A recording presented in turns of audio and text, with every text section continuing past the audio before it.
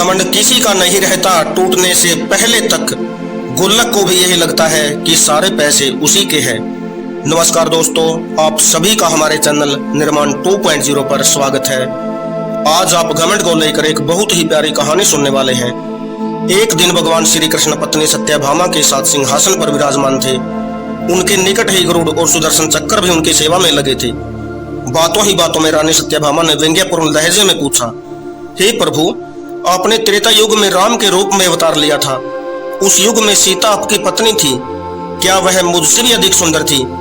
भगवान श्री कृष्ण रानी सत्यभामा के प्रश्न का जवाब देते उससे पहले ही गरुड़ ने पूछ लिया, भगवान, क्या इस दुनिया में मुझसे भी तेज गति से कोई उड़ सकता है? तभी सुदर्शन चक्र से भी रहा न गया, वह भी बोल उठे, भगवान, मैंने बड़े बड़े युद्धों में आपको विजय सिर दिलवाई है, क्या इस संसार में मुझसे भी ज्यादा शक्तिशाली कोई है? भगवान श्री कृष्ण को समझने में तनिक भी देर न लगी कि तीनों अभिमान के नशे में लीन हैं, लेकिन प्रभु की लीला तो अद्भुत है। तभी भगवान श्री कृष्ण मंद मंद मुस्कुराते हुए सोचने लगे कि कैसे इन तीनों का अभिमान नष्ट किया जाए।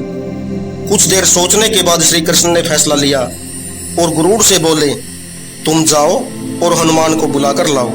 उनसे कहना, भगवान श्री राम माता सीता के साथ द्वारिका में उनकी प्रतीक्षा कर रहे हैं। गरुड़ भगवान श्री कृष्ण से आज्ञा लेकर हनुमान जी को बुलाने उड़ चले। इधर श्री कृष्ण ने रानी सत्यभामा से कहा, देवी, आप सीता के रूप में तैयार हो जाएं। और स्वयं श्री कृष्ण ने राम का रूप धारण कर लिया। फिर श्री कृष्ण ने सुदर्शन चक्र को आज्ञा देते हुए कहा कि तुम महल के प्रवेश द्वार पर पहरा दो और ध्यान रहे मेरी आज्ञा के बिना महल में कोई भी प्रवेश न कर पाए। श्री कृष्ण की आज्ञा का पालन करते हुए सुदर्शन चक्र महल के प्रवेश द्वार पर तैनात हो गई।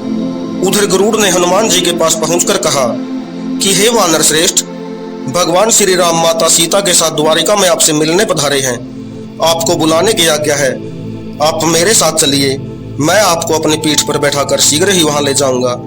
हनुमान जी ने गरुड़ से कहा कि आप चलो, मैं आता हूं।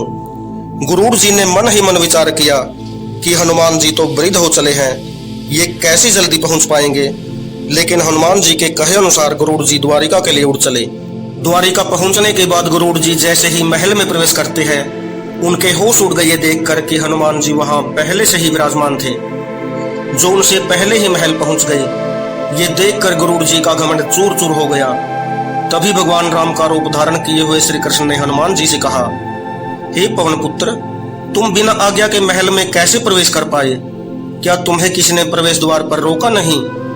तभी हनुमान जी ने हाथ जोड़कर सिर झुकाते हुए अपने मुंह से सुदर्शन चक्र को निकालकर प्रभु के सामने रखते हुए कहा, प्रभु, आपसे मिलने से क्या मुझे कोई रोक सकता है?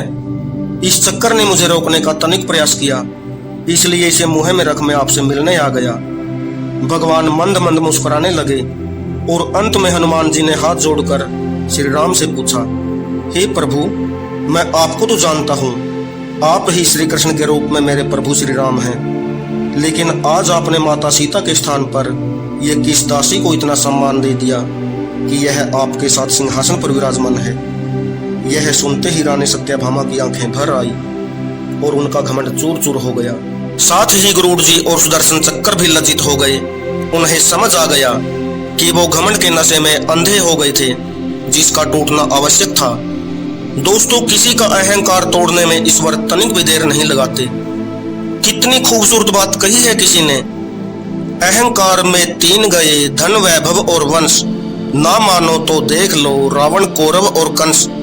दोस्तों, अगर वीडियो पसंद आई है तो वीडियो को लाइक और चैनल को सब्सक्राइब अवश्य करना। जय हिंद, जय भारत, वंदे मातरम।